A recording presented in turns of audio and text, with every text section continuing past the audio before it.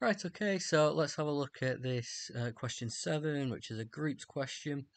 So let's get straight into it. So we've got a binary operation, so it's just a function between two sets. It's find the positive numbers by the operation given, and prove that it is associative.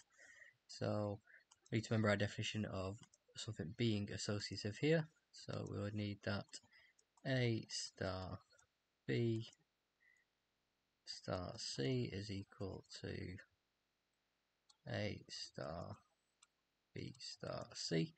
So we have to prove that. Then we're going to prove something cyclic, list all the subgroups, and describe an isomorphism. So let's start off with part 1. So I'm going to calculate the left hand side, I'm going to calculate the right hand side, and I'm going to show it the same. Important thing to note is that we're talking A and B here are real positive numbers, so when we do the operation I can use what I know about addition being commutative, associative and so on, and same with multiplication here, so that means A times B. So let's start off with our left hand side. So I've got A times B, should I say star, C. So let's do A star B, we've got the formula above, so that's A plus B plus AB. Start with C. Now when you're doing this next bit, it's important to think of this as one thing. So I've got that thing plus the second thing in the binary operation plus the product. So I've got this thing, this is kind of like my A, plus the second part of the operation, which is that, plus then the product between them, and the product is then on the real numbers, so we can use what we know about real numbers. So this is going to be A plus B plus AB plus C plus AC plus BC plus ABC. You might see it's all, so I've got A plus B plus C, then I've got all the product pairs, BC and AC, and then I've got the triple product as well. Okay, so that's the left hand side. All I now need to do is show the right hand side, so I should really say let A, B and C be in G, well, be positive real numbers. Which I could write as that, or being a bit less ambiguous. Depends if we're including 0 or not, but I don't want to waste too much time thinking about that. I can say we're including 0, doesn't really matter. So then, now let's look at A star B star C, and again it's each term, so I've got A is the first bit, plus this bit. Sorry, let me first of all do the bit in the brackets first. Go to high school error. So then here it's the sum of the two terms plus the product. And I want to say sum of the two terms plus the product. Now we're in real number land, so we can expand as normal. And you can quite clearly see that they're the same. A plus B plus C plus AB plus AC plus BC plus ABC, and that's the same thing as A star B star C. Therefore, star is associative on the positive real numbers. You could, it might also be worth just saying that we're using we're using associativity and commutativity of R plus. Associativity and commutativity of R plus, because we're using these properties here when I'm rewriting the expressions and changing the order of things, which I know we can do in real numbers, but not necessarily on any arbitrary system that they got. Okay, so now we're going to go into a circuit set G, and it tells us under the operation of multiplication modulo 7, so I can ignore that previous operation that I've just got. And we just saw that G is cyclic. So we've got G is 1, 2, 3, 4, 5, 6, and we've got multiplication modulo 7. So we need to think about showing that it's cyclic, so we can have a show it's got a generator. Just looking ahead, because we're looking at isomorphism, it might be worth drawing the Cayley table for G. So I'm going to do that. So we've got 1, 2, 3, 4, 5, 6. 1, 2, 3, 4, 5, 6. And I think about multiplication modulo 7. 1 times 1 is 1. So all the 1's the identity element. So we get a nice easy start there. Might be worth me just drawing this to make it clear what's an element and what I'm trying to show. Okay, 2 times 2 is 4, which is less than 7, so that's fine. 3 times 2 is 6, which is also less than 7, so that's fine. 2 times 4 is 8. When I divide that by 7, I get a remainder of 1. 5 times 2 is 10. When I divide that by 7, I get a remainder of 3. 6 times 2 is 12. Divide by 7, I get a remainder of 5. And you notice, because this is a permutation group, I'm going to get all the possible numbers in the group originally. 3 times 2 is 6, which is fine. 3 times 3 is 9, which gives a remainder of 2. 3 times 4 is 12, which is going to give a remainder of 5. 3 times 5 is 15, that's going to give a remainder of 1, because I'm thinking about 14. 3 times 6 is 18, which is going to give a remainder of 4. 4 times 2 is 8, it's going to give a remainder of 1. 4 times 3 is 12, giving a remainder of 5. 4 times 4 is 16, it's going to give a remainder of 2. 4 times 5 is 20, it's going to give a remainder of 6. 4 times 6 is 24, it's going to give a remainder of 3, because apparently it's 21. 5 times 2 is 10, gives a remainder of 3. 5 times 3 is 15, remainder 1. 5 times 4 is 20, so it's going to remainder 6. 5 times 5 is 25, it's going to give a remainder of 4. 5 times 6 is 30, I'm going to compare that to 28, so that's going to give a remainder of 2. 6 times 2 is 12, remainder 5. 6 times 3 is 18, so it's going to give me a remainder of 4. 6 times 4 is 24, it's going to give a remainder of 3. 6 times 5 is 30, it's going to give a remainder of 2. 6 times 6 is 36, it's going to give me a remainder of 1. So this is the Cayley table, and every time then when I said a remainder, I of course mean when I divide it by 7. So we can use this Cayley table to establish the order of each element that we've got. So 1 to the power 1 is 1, so that's going to be an order 1. That's not going to be a generator for the group. 2 to the power 1 is 2. 2 to the power 2, that's going to be 2 times 2, that is equal to 4. 2 cubed, now that's just going to be 4 times 2, which gives us 1, so that's going to be an order 3. Okay, that's not a generator. 3 to the 1 is 3. 3 squared, 3 times 3 gives us 2. 3 cubed, so that's going to be 2 times 3. 2 times 3 is 6. 3 to the 4, that's going to be 6 times 3. 6 times 3 is 4. Okay, 3 to the 5, that's going to be 4 times 3. 4 times 3 gives us 5. And then 5 times 3 is going to give us 1. So we've got order 6. That's a generator because it gives us all our elements. And the order of that element is the same as the order of the group. The order of the group is 6 because there's 6 elements. The order of the element is 6 because the number of times that I need to times it by itself to get the identity is 6. 4 to the 1 is equal to 4. 4 squared, 4 times 4 is 2. 4 cubed, so that's going to be 2 times 4. 2 times 4 is 1, so that's another element of order 3. 5 to the 1 is 5. 5 squared is going to be 4. Annoyingly not 25. 5 cubed, so that's 4 times 5. 4 times 5 is going to give us 6. Okay, 5 to the 4, so that's going to be 6 times 5. 6 times 5 is 2. 5 times 5, sorry, so 5 to the power 5, which is going to be 2 times 5, is equal to 3.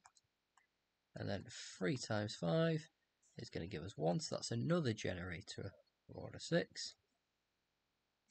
6 to the 1 gives us 6. 6 to the power 2, that's 6 times 6, that gives us 1. So that's an order 2 element.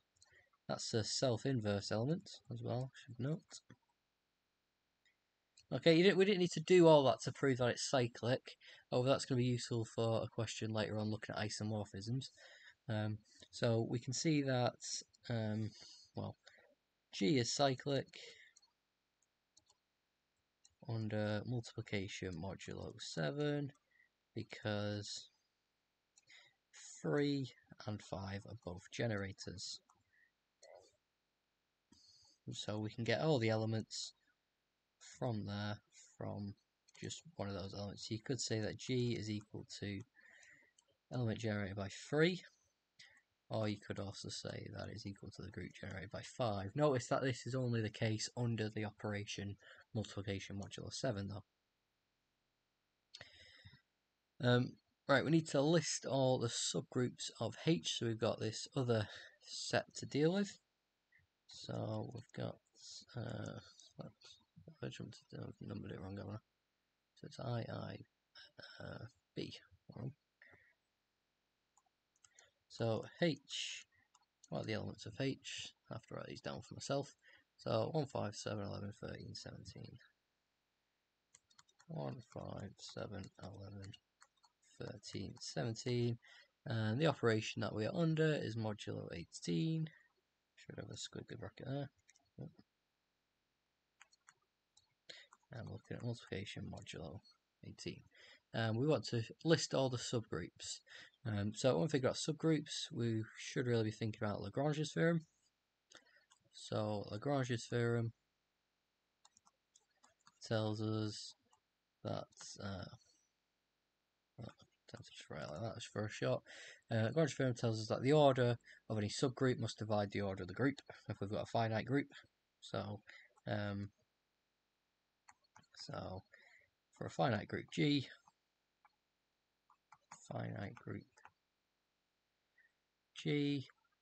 the order of any subgroup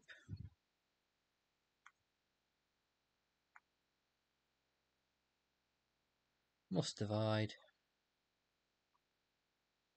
the order of G. In this case, we're looking at H, so I'm just going to put H in there instead. So I've got any group H, any subgroups must divide the order. Now H, the order of H is how many elements? 1, 2, 3, 4, 5, 6. 6 elements. We need 6 elements to be isomorphic with G because G got 6 elements. So the possible subgroup sizes. So subgroups, we could have one element can always have the trivial group, which would be the identity. So that's just going to be the 1. We can have 2 elements, 3 elements, or 6 elements, and the 6 elements one is just H. So we need to find all the groups that can have 2 elements and 3 elements. So we need to think about, well, inverses, because groups need to respect the inverses, and we also need to think about closure. We need to make sure that our pairs are closed. We're not multiplying something to give something not in the subgroup. So again, bearing the next question in mind that we want an isomorphism, I'm very tempted to draw out the Cayley table for H. It's going to be a bit of a pain because we've got multiplication modulo 18, but let's give it a go. This is one question where you might just try and see what quick wins you can get due to time, depending on how you're getting on. So I'm going to do a Cayley table of H.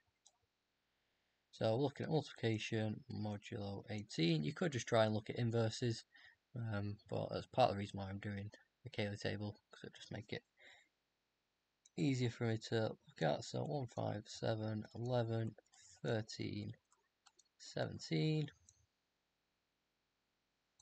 and 1, 5, 7, 11, 13, 17. So it's going to, well, the fact that it's isomorphic to G means we're going to have a similar sort of structure going on. So clearly the 1 is going to keep everything as it is. So that bit's nice and easy.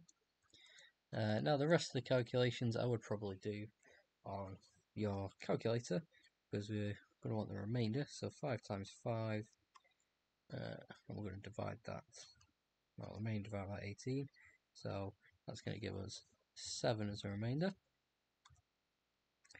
5 times 7, that's going to give us 17 as a remainder. 5 times 11, that's going to give us 1 as a remainder. 5 times 13,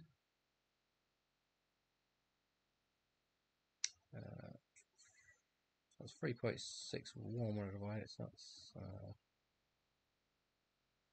5. It's going to be 11.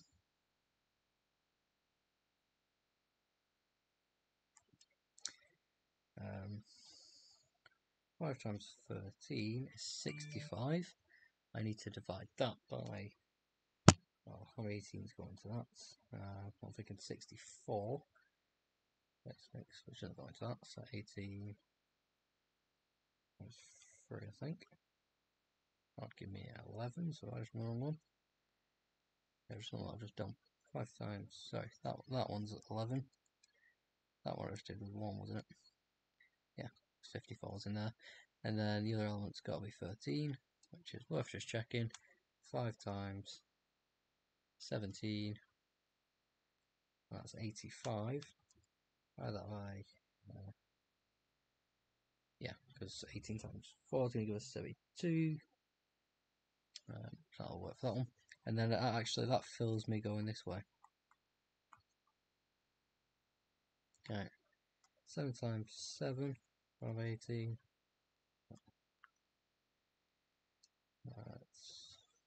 That's my 30, isn't it?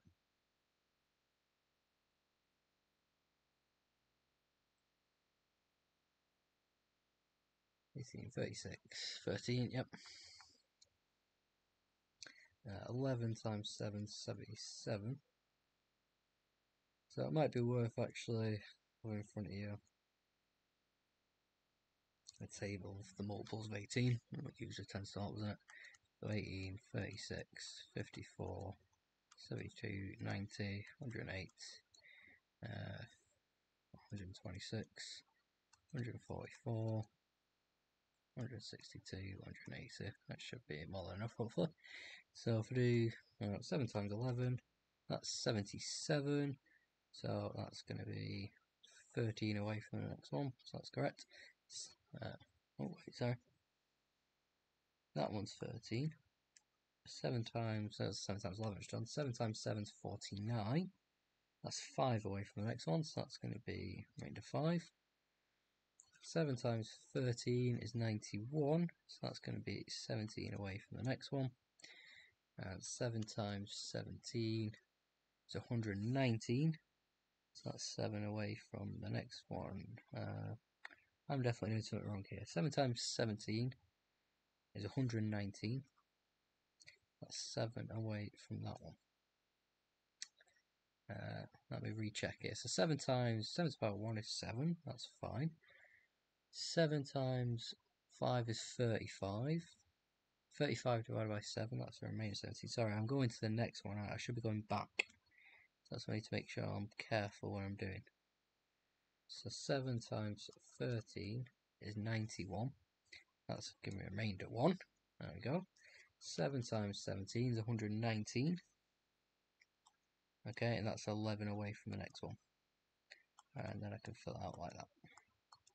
So make sure I'm going backwards, not going forward, like I was just doing, which I definitely think is a common misconception. 11 times 11, 121, of course, so that's going to be 13 going back.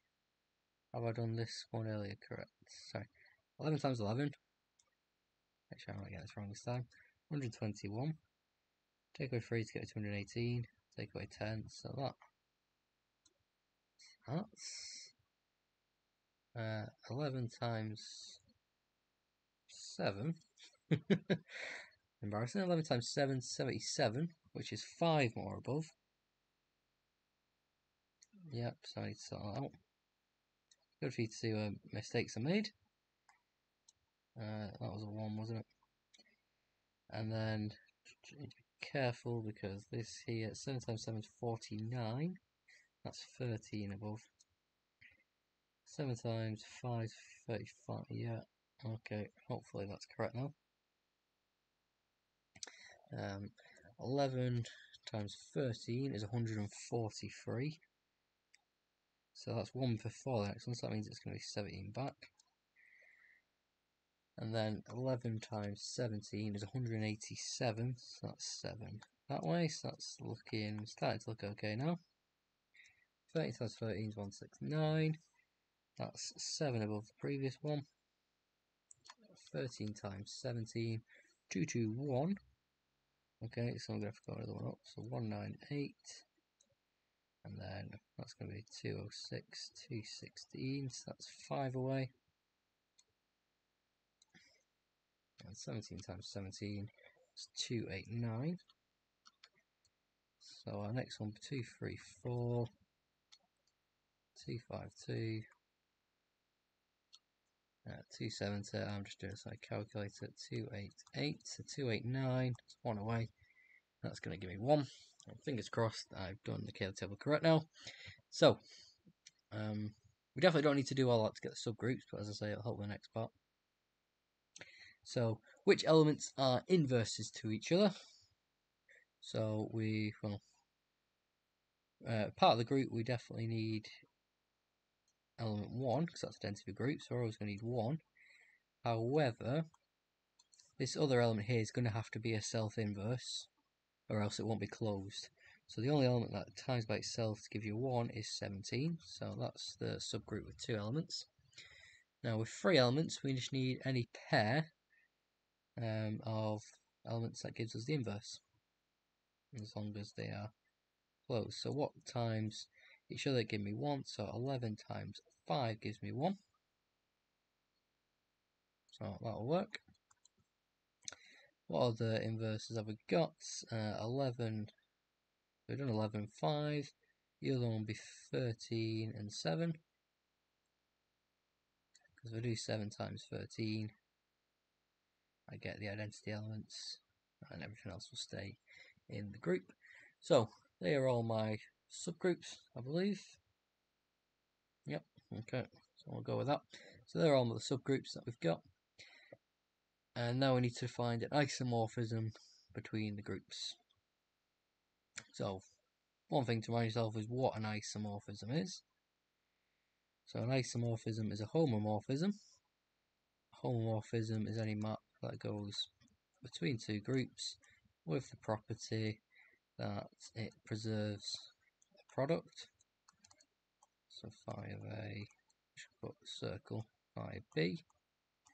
So it's going to respect the multiplication in the operation between the two groups. We just have to now make sure that they match up. So few properties of homomorphisms is if we've got like an inverse element, then this has to correspond to the inverse element in the other group. And if we've got an identity in one group, then this is going to equal the identity in the other group. So, G and H. So we need to make sure that all the orders are preserved. So this is why I've drawn the Kaylee tables, so we can make sure that these are mapped out. So because I can consider G in 2 ways. I can consider it as the cyclic group of order 3. Sorry, it's not cyclic group, but cyclic group generated by 3, or I can consider it as the cyclic group generated by 5. Let's just remind ourselves of all the different powers that we've got, and then we're going to have to do the same thing for the group H. There are some easy wins. So for example, 1 has to go to 1 because to satisfy this relationship, and the 17 is going to have to get mapped to the 6 because they're both self-inverse elements to satisfy this property. So 1 is going to have to go to 1, and 6 and 17 are going to have to go between each other. So it's an isomorphism, so it's it can go either way. Does have to say from G from H. It's just between the two. So let's just remind ourselves what our powers of 3 were. So we had 3, 2, 6, 4, 5, 1, 6. 3, 2, 6, 4, 5, 1, 6. That doesn't work, does it? Yep, sorry, I just read the order 6 at the end. Okay, and now let's say if G were a cyclic group generated by 5.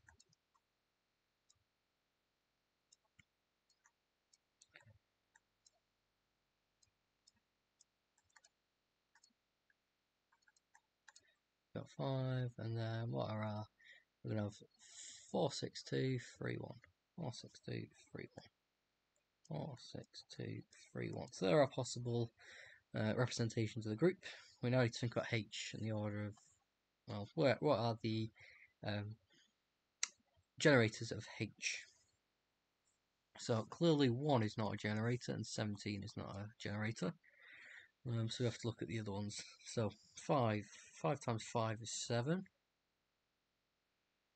So actually you might throw it down. So 5 to 1 is 5. 5 squared is 7. 7 times 5 is 13. 13 times 5 is 11. 11 times 5, again I'm just using this term, 11 times 5 is 1. I made a slight error there because that looks a bit odd. Can't have different orders. 5 to 1 is 5. 5 times 5 is 7. 7 times 5 is 13. 13 times 5 is 11. And 11 times 5 appears to be 1. 1 times 5 is 1. I've definitely made a mistake there. So I'm missing 1, 5, 7, 11, 13. I'm missing off 17 somewhere. Where's 17 5? That's going to be... Oh, right, yeah. 5 times 7 is 17. Don't really know what I'm writing. 5 times 7 times 5 is 17. 17 times 5 is 13. 13 times 5 is 11. 5 times 11 is 1. So that's an identity. Sorry, not an identity. Apologies. Generator. Okay. 7 times 7 is 13. 13 times 7 is 1, so that's not a generator. So let's move between these two. Let's see which one goes quicker, I guess. 11 times 13. 13 times 11. Looks like it's going to be this one. 13 times 13 is 7. 7 times 13, yep, so that's going to be the generator. So 11 to the 1 is 11. 11 squared is 13. 11 cubed, that's 13 times 11 is 17. 11 to the 4, so 17 times 11 is 5. 11 to the 5, so 5 times 11 is 1 again. So what have I done? I misread something. 11 squared, so 11 times 11 is 13. 11 times 13 is 17. 17 times 11 is 7. 7 times 11 is 5. I think it is that 7, isn't it? 11, 6. 5 times 11 is 1. So they're both my generators. So that's going to be... Oh, well, that's going to be quite important to decide how we're going to get it mapped. So let's, if we consider it as generated by 5.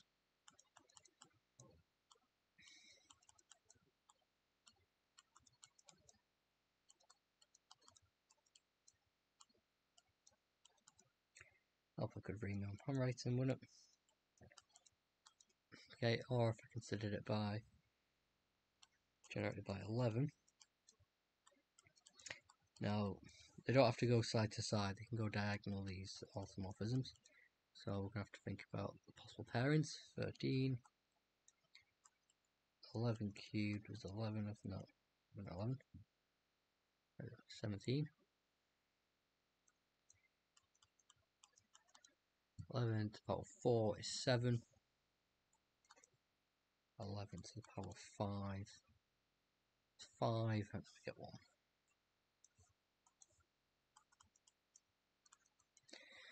So we could think about the different pairings now. So I'm going to call this representation A, this one representation B, this one C, this one D. So I could think about mappings sort of AC, AD, BC, BD. However, some of these might be equivalent, so we'll have a look. So let me do mapping AC. So that means each power is going to be mapped to the same one, because we have to preserve the order and the ordering when we're calculating the order and the generation in terms of generating the group.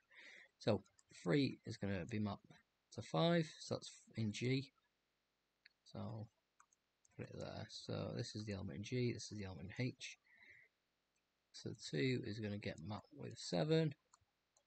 3 is going to get mapped with 17. 4 is going to get mapped, sorry, that shouldn't be 3, 2, that should be 6. 4 should be getting mapped with 13. 5 should be getting mapped with 11. 6 should be getting mapped with 1. No. Oh dear. Sorry, because it's the outputs I need to get mapped to together. So 3 is getting mapped to 5. 2 is getting mapped to 7. 6 is getting mapped between 17, and I've got 4, 5 and 1. 13, 11 and 1. They're getting mapped to each other, so that's one automorphism. Notice 1 is going between 1, the identity, and 1 is going between the identity and the other. 6 and 17 being mapped to each other because they're self-inverse. And then in terms of the other ones, they will have the same order between them. So you could work out the orders, or you could just do this. The other mapping we've got is A to D. So I could have 3 being mapped between 11. I'm just going to write this down. 2, 6, 4, 5, 1. I'm making a mess of it last time. 13, 17, 7, 5, and 1. And again, you can see 6 has to be mapped with 17. And so on. So that gives us all our orderings. We could do the same thing, but the automorphisms are going to matter because of how we're representing the groups. So these would be the 2 automorphisms that you could get. You only need one of them, but I was showing you could get either one. So, I mean, the ways that you could have done this a little bit quicker if you wanted to is the identity gets mapped to the identity. And it preserves the order, so anything that's self inverse, these two get mapped to each other. And then the other ones you've got to think about are generators. So generators get mapped to generators. Okay, but the order of where you get the generator, all the different powers, need to match up in between the two groups to keep the structure the same. That's why I've used the Cayley table. That's why I've written out the powers as I have done, which has taken much longer, but it means that this last bit has definitely been correct.